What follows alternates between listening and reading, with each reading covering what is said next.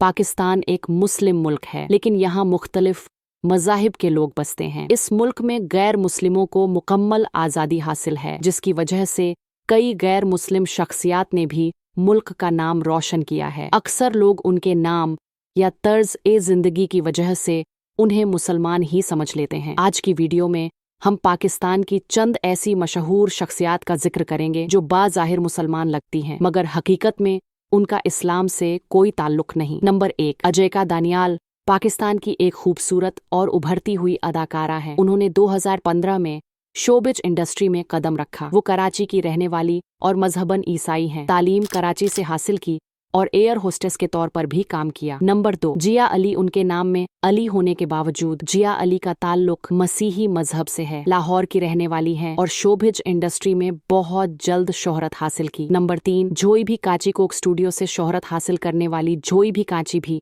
मसीही मजहब से ताल्लुक रखती हैं। उन्होंने 17 साल की उम्र में करियर का आगाज किया और फिर अमेरिका जाकर म्यूजिक की तालीम हासिल की। Number 4, बेनीता debit. कराची की रहने वाली बेनीता डिबिट ने पाकिस्तानी फिल्म इंडस्ट्री में अपना मकाम बनाया। वो भी मसीही मजहब से ताल्लुक रखती हैं और अदाकारा सनीता मार्शल की कजन है। नंबर 5, महमिया वही मियां। कराची में पैदा होने वाले रैपर और सिंगर महमिया का असल नाम रोजर डेविड है। वो पंजाबी रैप के पहले फनकार थे और मसीही मजहब से ताल्लुक रखते हैं। नंबर 6, शबनम। पाकिस्तान की मशहूर अदाकारा शबनम का असल नाम झरना पास्क है। वो हिंदू खानदान से ताल्लुक रखती थीं, मगर शादी के बाद ईसाईयत कबूल कर ली। नंबर 7, आयशा आलम। मशहूर अदाकारा आयशा आलम का ताल्लुक भी मसीही मजहब से है। हालांकि उनका नाम मुसलमानों जैसा है, उन्होंने शादी भी एक क्रिश्चियन लड़के से की है। नंबर 8, सलीम रजा। पाकिस्तानी मारूफ गायक सलीम रजा भी ईसाई मजहब से ताल्लुक रखते थे, अगरचे उनकी शोहरत ज्यादातर इस्लामी गानों की वजह से थी। नंबर 9, नादिया मलिक। मॉडल